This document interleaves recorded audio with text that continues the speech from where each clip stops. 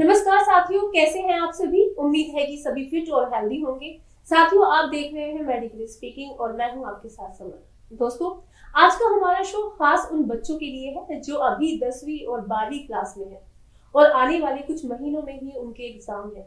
साथियों, देश में आने वाले सीबीएसई बोर्ड एग्जाम में 21,86,940 बच्चे हाई स्कूल और 16,96,770 बच्चे 12वीं के एग्जाम देने वाले हैं। दोस्तों, साल 2023 में 12वीं क्लास में 2 लाख और 10वीं क्लास में करीब 1.5 लाख बच्चे फेल हो गए थे। ऐसे में बच्चों को अपनी पढ़ाई के लिए काफी मेहनत करने की जरूरत होती है ताकि पेपरों में उन्हें एक दूसरे की तरफ ना देखना पड़े। साथियों, ऐसे बहुत से बच्चे हैं जिन पर अच्छे नंबर लाने का या क्लास में फर्स्ट आने का दबाव रहता है, लेकिन इसी दबाव की वजह से बच्चे ना तो अच्छे से अपनी पढ़ाई कर पाते हैं और पढ़ाई के दबाव से ना ही अपनी सेहत का ख्याल रख पाते हैं। लिहाजा सॉल्यूशन ये निकलता है कि ऐसे बच्चों के मन में सुसाइड जैसे ख्याल आने शुरू हो जाते हैं। आज के शो में हमारे साथ मौजूद हैं गीतिका कपूर जी, जो कि पेशे से टीचर हैं और टीचिंग में उन्हें करीब 20 साल से ज्यादा का एक्सपीरियंस है। दोस्तों, बच्चों को कैसे अपनी पढ़ाई स्टार्ट करनी है, उनका लक्ष्य क्या होना चाहिए और कैसे वो एग्जाम में अच्छे नंबर ला सकते हैं, गीता जी इन्हीं सभी सवालों के जवाब आज हमारे शो में देंगी। गीतिका जी, इंडिया न्यूज के इस खास शो में आपका बहुत बहुत स्वागत है। Thank you summer, thank you India news जिसने मुझे ये प्लेटफॉर्म दिया। यहाँ पर मैं आकर के बच्चों को गाइड कर सकूं कि वो कैसे अपने एग्जाम्स जो आने वाले हैं बोर्ड के, उनमें अच्छे नंबर से पास होकर के अपना सर गर्व से ऊंचा कर सकते हैं। गीतिका जी, सीबीएसई बोर्ड एग्जाम फरवरी में ही शुरू होने वाले हैं। ऐसे में बच्चों को अपनी पढ़ाई के लिए कैसा शेड्यूल बनाना चाहिए ताकि वो अपना कोर्स पूरा कर सके, ये आप हमारे दर्शकों को बताइए। बच्चों को अपने समय का बहुत सदुपयोग करना चाहिए क्योंकि उनके हाथ में बहुत कम समय रह गया है और पढ़ाई बहुत ज़्यादा करनी है। माता पिता से अनुरोध है कि वो बच्चों के ऊपर प्रेशर बिल्कुल ना डालें। बच्चों से ये अनुरोध है कि वो जो भी पढ़े बहुत ध्यान से पढ़ें, अपना पूरा 100% कंसंट्रेशन से पढ़ाई करें। जो भी पढ़े वो इतना थरो करे ताकि उनको एग्जाम में कोई भी रिवीजन के बाद कोई लर्निंग का जो प्रोसेस होता है वो ना करना पड़े। जितना भी पढ़े कंस्ट्रक्टिव पढ़े और जो कंसेप्ट नहीं आ रहे या जो डिफिकल्ट लग रहे हैं उनमें ना जा करके अपना सारा समय उस चीज़ों पे करें जो उनके समझ में आ रही है, जिनको वो अच्छे से कर सकते हैं। मैम, जैसे जैसे एग्जाम नजदीक आ रहे हैं, माता पिता बच्चों पर ज्यादा पढ़ाई करने का दबाव बनाना शुरू कर देते हैं। इस दबाव से बच्चों पर क्या असर पड़ता है, ये आप हमारे दर्शकों को बताइए। बच्चे इस समय वैसे ही बहुत प्रेशर से गुजर रहे होते हैं। मेरी माता पिता से अनुरोध है कि वह अपने बच्चों के ऊपर बहुत प्रेशर मत बनाएं। उनको एक प्रोत्साहन दें कि वो कर सकते हैं, उनमें एक आत्मविश्वास भरें ताकि वो अपने पढ़ाई को लेकर के एक फ्लो में बैठे और अपना पढ़ाई को कंसंट्रेशन से पढ़ सकें। अपना फ़ोन अपने से दूर रख करके पढ़ाई करने की कोशिश करें क्योंकि फ़ोन जब पास में रहता है तो पढ़ाई करने में दिक्कत होती है। जो भी पढ़ाई करें, जितनी भी पढ़ाई करें, मन से करें, समझ से करें, अपने शब्दों को व्यक्त करने की कोशिश करें। मैम, साथ साथ एक सवाल और है मेरा, जैसे काफी सारे पेरेंट्स होते हैं, बहुत ज्यादा मतलब उनको करते हैं कि नहीं पूरी रात पढ़ाई करो या पूरे दिन पढ़ाई करो। वैसे तो पढ़ाई करना अच्छा ही होता है, लेकिन इस पर क्या कहना है आपका? बच्चों को इस समय पे बिल्कुल भी प्रेशर नहीं करना चाहिए।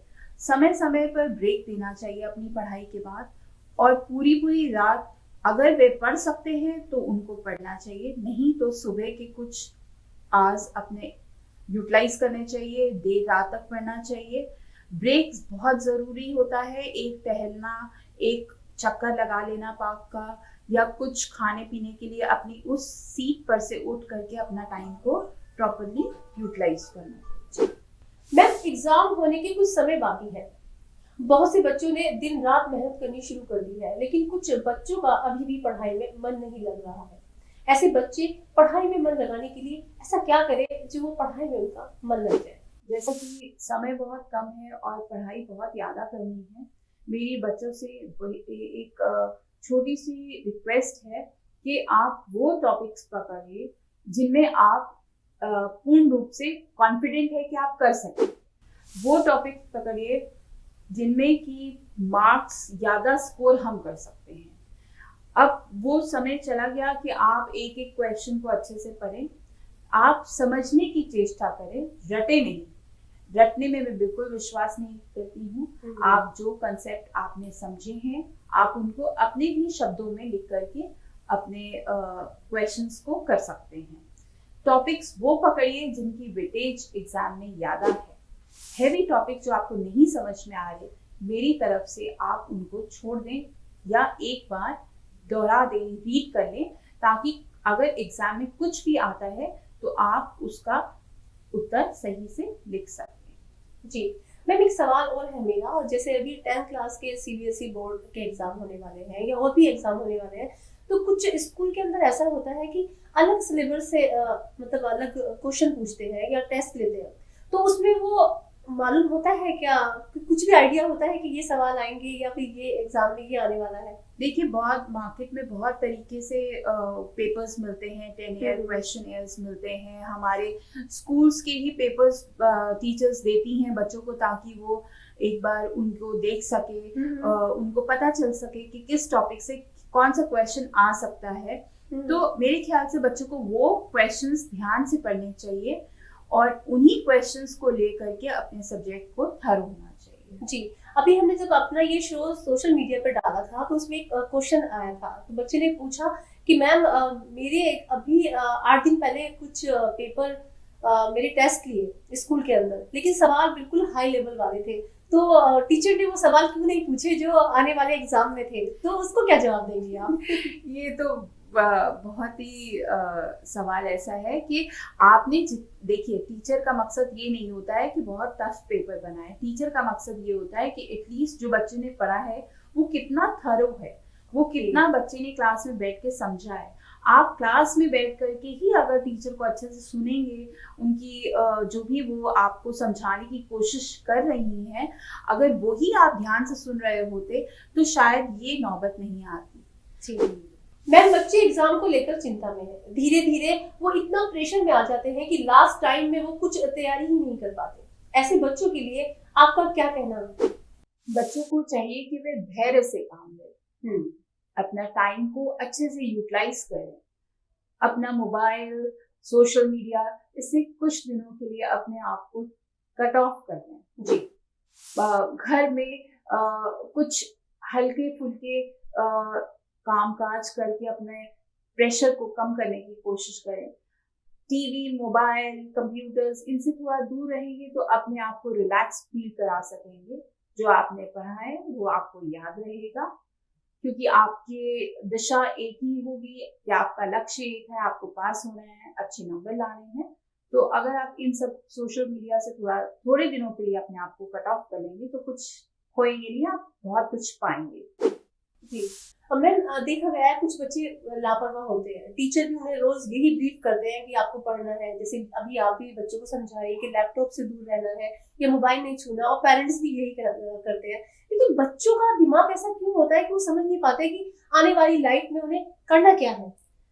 ये बहुत, मैं कहूँगी ये आपने बहुत अच्छा प्रश्न पूछा है, क्योंकि आज की इस टाइम में इतना ज़्यादा सोशल मीडिया नेटवर्क और इंस्टाग्राम, फेसबुक, ये सब चीज़ें इतनी आपकी लाइफ में आ गई हैं, घुस गई हैं कि आपका मोटो है वो भटक गया है। मैं ये नहीं कहूँगी कि बच्चों में हमें बहुत कंट्रोल करना चाहिए इन सब चीज़ों को, पर मैं ये कहूँगी कि समय के अनुसार हर चीज़ हमें करनी चाहिए। अगर हम फेसबुक देख रहे हैं तो भी हमें अपनी एक लिमिट बांध लेनी चाहिए। अगर हम इंस्टा पे अपना कुछ समय व्यतीत करें, टोटल सोशल मीडिया पे हम जितना भी अपना समय व्यतीत करें, उसको अगर हम एक टाइम लिमिट दे देंगे तो शायद हम अपनी पढ़ाई के ऊपर और अदर एक्टिविटीज के ऊपर हम ज़्यादा अच्छे से फोकस करें। मैम, अगर सरकारी आंकड़ों की बात करें तो देश में साल 2021 में करीब 13,000 बच्चों ने फेल होने की वजह से सुसाइड की थी। आप एक टीचर हैं, आप अपने लिहाज से ऐसे बच्चों को क्या हिदायत देना चाहेंगी कि उनके मन में नेगेटिव थॉट ना आए? सबसे पहले तो मैं ये कहना चाहूंगी कि नेगेटिव थॉट्स एक एग्जाम को लेकर के एक डर की वजह से आते हैं। जी, बच्चों के ऊपर इतना प्रेशर होता है कि उनको पास होना होता है, और इसकी वजह से उनके मन में ये सुसाइडल थॉट्स आते हैं, शुरू हो जाते हैं। मेरी बच्चों के पेरेंट्स से यही एक रिक्वेस्ट है कि वो अपने बच्चों को बहुत ध्यान से, बहुत केयरफुली ऑब्जर्व करें, उनके अंदर एक प्रोत्साहन भरे, उनके अंदर एक कॉन्फिडेंस डालें कि वो कर सकते हैं। और कुछ भी ऐसी चीज नहीं है जो मेहनत के द्वारा हम पा नहीं सकते। टाइम थोड़ा है, लेकिन अगर हम उस टाइम को अच्छे से यूटिलाइज करेंगे तो हम ये सिचुएशन से भी बाहर निकल सकते हैं। नेगेटिव थॉट या सुसाइडल थॉट्स लाना बिल्कुल बेवकूफ़ी है।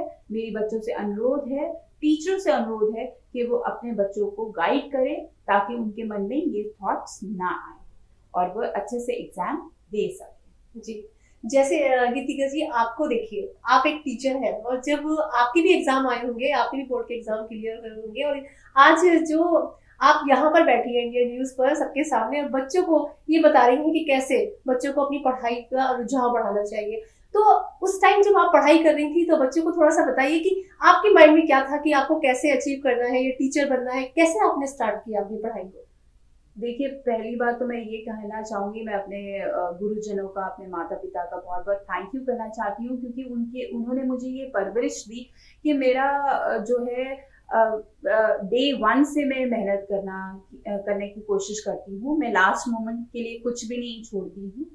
धीरे पढ़ती हूँ पर कंस्ट्रक्टिव पढ़ती थी, और जो भी पढ़ती थी नहीं याद होता था तो उसको दोहरा के, means if you remember the things over the period of time, if you start learning it by counting it for numbers, जैसे हमारे पुराने जमाने में टीचर्स कहते थे 5-5 बार लिखिए या 5-5 बार एक लाइन को पढ़ने की कोशिश करिए और ऊंचा पढ़िए। तो जब आप ऊंचा पढ़ते हैं तो you are activating your brain to remember the things more easily, and when you are writing you are just inscripting everything in your mind। तो वो कहते हैं ना, करत करत अभ्यास। तो अभ्यास करते करते हम, जब तक हमारा समय आता था, हम परफेक्शन की लाइन पे पहुंच जाते थे। बिल्कुल। तो ये एक दिन वाला कोई प्रोसेस नहीं है, कोई जादू की झप्पी नहीं है, कोई मैजिक नहीं होता है। You really have to work very hard if you want to achieve good marks, and you have to start your managing your time, because nowadays इतनी सारी हमारे आसपास में, सराउंडिंग्स में अट्रैक्शन है, चीज़ों को हम अट्रैक्ट हो जाते हैं, हम अपना फोकस छोड़ देते हैं। We should try to cut ourselves from those distractions। बिल्कुल मैम, अभी बच्चे ये शो देख रहे होंगे, कुछ पेरेंट्स भी शो देख रहे हैं, मतलब आपको कहने का मतलब ये है कि अगर स्लो पढ़ेंगे, है ना, आराम से पढ़ेंगे, समझ के पढ़ेंगे, तो चीजें बड़ी आसान हो जाएंगी। अपने शब्दों को इस्तेमाल कीजिए। कोई भी बोर्ड ये नहीं कहता है कि आप जो है, आपने जो पढ़ा हुआ है, रटा रटाया सामान आप लिखिए, कोई भी ऐसा कुछ नहीं कहता। जी गीतिका जी, पेरेंट्स अपने बच्चों पर 90% नंबर लाने का दबाव बनाते हैं। बच्चे इसी दबाव में ज्यादा प्रेशर लेना शुरू कर देते हैं। ऐसे पेरेंट्स के लिए आप क्या कहना चाहेंगे? देखिए, पेरेंट्स की आकांक्षाएं तो कभी ना खत्म होने वाली हैं। मैं उन पेरेंट्स से सिर्फ यही रिक्वेस्ट करूंगी कि आप अपने बच्चे को बहुत अच्छे से पहचानते हैं, उसकी कितनी कैलिबर है आपको अच्छे से पता है। प्रेशर करने से कुछ नहीं होगा। बच्चों को जितनी प्यार से, संभाल से आप उनको गाइड कर सकते हैं, उनको कॉन्फिडेंस दे सकते हैं, उतना प्रेशर देकर के नहीं कर सकते हैं। मैम, आज के समय में बच्चों को स्कूल के बाद ट्यूशन पढ़ना जरूरी हो गया है, क्योंकि पेरेंट्स अपने बच्चों का इतना खर्च उठा नहीं पाते। तो क्या बच्चों को पूरे साल ट्यूशन पढ़ना जरूरी है? समय, जैसे कि आप जानती हैं कि स्कूल में टीचर्स बहुत ही अच्छे तरीके से पढ़ाते हैं। जी बिल्कुल। बच्चे भी बहुत मन से पढ़ते हैं, लेकिन कई बार कुछ चीजें छूट जाती हैं जो बच्चों को समझ में नहीं आती, तो पेरेंट्स को लगता है कि बच्चों को स्कूल के बाद ट्यूशन भेजना चाहिए। जी। मैं उन पेरेंट्स के लिए ये कहना चाहूंगी कि आप अपने बच्चों को ये समझाने की कोशिश करें कि जब वो क्लास में बैठते हैं तो वो अपने शिक्षक को, अपने टीचर को ध्यान से सुने। ना समझ में आने पे टीचर से क्लास खत्म होने के बाद उस टॉपिक को समझे, या कोई भी फ्री पीरियड में जा करके अपने क्वेश्चंस को वो समझ सकते हैं। ट्यूशन पढ़ना बहुत ज़रूरी नहीं है, मैं यहाँ पे ये कहना चाहूँगी। और मैं उन टीचर्स को भी ये कहना चाहूँगी कि प्लीज़ आप बच्चों को ट्यूशन पढ़ने की आदत में मत डालिए। मैं समझती हूँ ये एक प्रॉफिटेबल चीज़ है जिसके लिए मैं मना करती हूँ। मेरी आपसे अनुरोध यही है सभी टीचरों से कि वो ये कार्य में अगर इस क्षेत्र में कार्य क्षेत्र में आई हैं तो वे निस्वार्थ होकर के अपने प्रोफेशन को एक अच्छे से उसको निभाएं ताकि बच्चों को स्कूल के बाद ट्यूशन पढ़ने की नौबत ना आए। मैम वैसे ये आपने बिल्कुल सही कहा कि जब हम स्कूल के अंदर वो सिलेबस सेम पढ़ाया जाता है तो बच्चे को ध्यान से सुनेंगे तो ट्यूशन की जरूरत नहीं पड़ेगी। लेकिन कुछ बच्चे थोड़े से शाय होते हैं, वो दोबारा से क्वेश्चन पूछने में अपनी इंसल्ट समझते हैं। वो सोचते हैं कि नहीं, अगर मैं सबके सामने ये कहूंगा कि मैम या सर मेरे को ये समझ में नहीं आया, तो वो चीज बच्चों के अंदर आप उस पर क्या कहना चाहेंगे? ऐसे बच्चों के लिए क्या करना चाहिए, क्योंकि पढ़ ही तो रहे हैं वो। समर, इसके लिए मैं यही कहना चाहूंगी कि हम जब भी एक टीचर डिलीवर करती है अपनी क्लास में लेक्चर को या कुछ भी वो एक्सप्लेन करके अपनी क्लास 45 मिनट्स की 50 मिनट्स की खत्म होने के बाद जब वो क्लास के बाहर जाती है उस समय को यूटिलाइज करना चाहिए। जो बच्चों को नहीं समझ में आता वो बच्चों के पूरे क्लास के बीच में नहीं पूछ सकते, वो बाहर जा करके 1-to-1 बेसिस पे टीचर से बात करें। एंड कभी भी कोई भी टीचर उस सवाल को या उस चीज को मना नहीं करेंगे अनटिल अनलेस उनके लिए नेक्स्ट क्लास नहीं होगी, वो उसको समझा देंगे या कोई ऐसा टाइम दे देंगे जिसमें दोनों म्यूचुअली आकर के एक प्लेटफॉर्म पे आकर के वो अपने डाउट्स को क्लियर कर सके और टीचर उनको वो सब डाउट्स को समझा सके। मैम बहुत से बच्चों का मन होता है कि वो अपना पसंदीदा सब्जेक्ट ले, लेकिन माता पिता के दबाव में आकर उन्हें दूसरा सब्जेक्ट लेना पड़ता है। नतीजा ये निकलता है कि या तो वो फेल हो जाते हैं या फिर अपने लक्ष्य में भटक जाते हैं। इस बारे में आपका क्या कहना है? समर, मैं कहूंगी कि माता पिता को बिल्कुल भी अपने बच्चों को ना तो प्रेशराइज करना चाहिए कि वो उनके मनपसंद के सब्जेक्ट ले, बल्कि उनको ये देखना चाहिए कि उनका बच्चा किस दिशा की ओर मुड़ना चाहता है। उस दिशा के लिए उनको पंख के रूप में आगे आना चाहिए। रादर उनको अपनी आकांक्षाओं को उनपे फोर्स करना चाहिए। ऐसा नहीं करना चाहिए।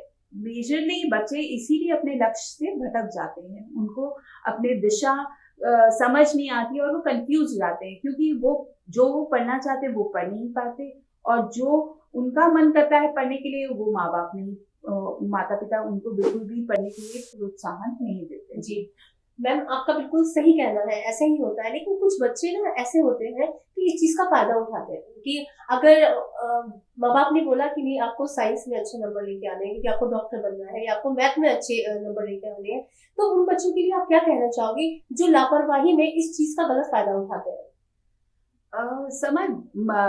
हर बच्चे को अपनी क्षमता बहुत अच्छे से पता होती है और हर माँ बाप को भी पता होता है कि हमारा बच्चा क्या कर सकता है। एक दूसरे को बेवकूफ बना करके टाइम स्पेंड करना और टीचर्स का स्कूल का और अपनी एनर्जी और अपने सबसे फाइनेंशियल चीजों को बर्बाद करने से बेटर है कि हमें बच्चों को गाइड करना चाहिए कि इसमें कुछ भी नहीं रखा, समय बहुत कीमती होता है और हमें अपने टाइम को अपने फाइनेंसेस को बहुत प्रॉपर यूटिलाइज करना चाहिए। मेरे को नहीं लगता है कि अगर उनको हम समझाएंगे तो वो नहीं समझेंगे क्योंकि इतने बड़े तो बच्चे होते ही हैं कि वो समझ सके उनके लिए क्या चाहिए। मैम आजकल बच्चे अपनी कॉपी में कुछ पैसे रखकर टीचर से पास करने की अपील करते हैं। पिछले साल भी ऐसे कई बच्चे सामने आए थे। ऐसे बच्चों के लिए आपका क्या कहना होगा? समर, ये बहुत ही जो है क्वेश्चन बहुत कॉमन क्वेश्चन है।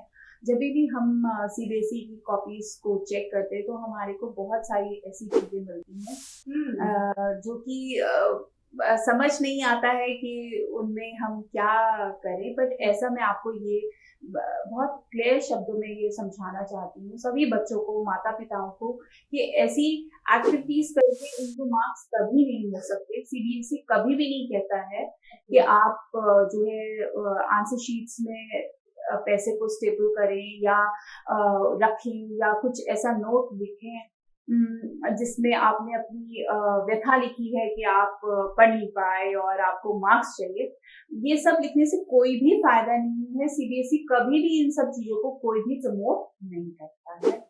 मैम, आप एक टीचर है, एक टीचर के लिहाज से शो खत्म करने से पहले आप पेरेंट्स के लिए क्या कहना चाहेंगे ताकि वो अपने बच्चों पर पढ़ाई का ज्यादा दबाव न दें और बच्चे भी मेहनत से अपनी पढ़ाई शुरू कर दें?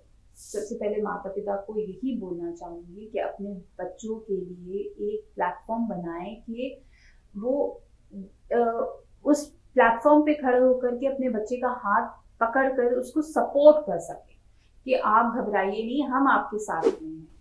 आपने नहीं पढ़ा कोई दिक्कत नहीं, लेकिन अब जो समय हमारे हाथ में रह गया है उस समय को हम अच्छे से यूटिलाइज करें, अच्छे से ध्यान लगा के पढ़ाई करें, अपने gadgets, mobile phone, laptops, iPads वगैरह को दूर रख करके अपनी पढ़ाई के ऊपर कंसंट्रेट करें। टीचर से अनुरोध करूंगी कि लास्ट मोमेंट में अगर बच्चे आपके पास डाउट्स लेकर आते हैं, please please try to help them out with all the simple efforts that you can make. मुझे पता है कि टीचर्स को आउट ऑफ द वे जा करके भी अगर हेल्प करनी पड़े तो प्लीज जाके हेल्प करिए, ये बहुत अच्छा रहेगा। हमारे आने वाली जनरेशन्स इस चीज को हमेशा ध्यान में रख करके अपने मार्क्स की ओर they can achieve and they can get good marks at this last moment of their studies. Ma'am, बहुत बहुत शुक्रिया, आपने अपना कीमती समय हमारे शो को दिया। थैंक यू समर, आपने मुझे इस इंडिया न्यूज़ प्लेटफॉर्म पे मुझे बुला करके मेरी एडवाइस बच्चों तक पहुंचाने के लिए और उनके पेरेंट्स तक पहुंचाने के लिए जो एक प्लेटफॉर्म दिया, आपका बहुत बहुत धन्यवाद। And I hope my advice, my views will help the students to achieve good marks, वे अच्छे मार्क्स ला सकें। इसलिए all the best to all the students, thank you so much. तो दोस्तों, देखा आपने किस तरह गीतिका जी ने बच्चों के सामने आने वाले हर प्रॉब्लम से निपटने के लिए आसान भाषा में समझाया। प्यारे बच्चों, मेरा आपसे बस यही कहना है कि नंबरों से ज्यादा आपकी जिंदगी अनमोल है। फेल होने और कम नंबर आने पर माता पिता को बच्चों का हौसला बढ़ाना चाहिए ताकि वो अगले साल दोगुनी मेहनत कर सके। बच्चों की कमियां निकाल कर और दूसरे बच्चों से तुलना करने पर अक्सर बच्चे सुसाइड करने का मन बना लेते हैं। जो बच्चे आने वाली फरवरी में एग्जाम देने वाले हैं, ऐसे बच्चों के माता पिता को भी अपने बच्चों का ख्याल रखना चाहिए, उनका सपोर्ट करना चाहिए। तो चलिए साथियों, आज के लिए बस इतना ही। मिलते हैं आपसे जल्द ही अगले शो में। तब तक के लिए समर को दीजिए इजाजत। नमस्कार। नमस्कार।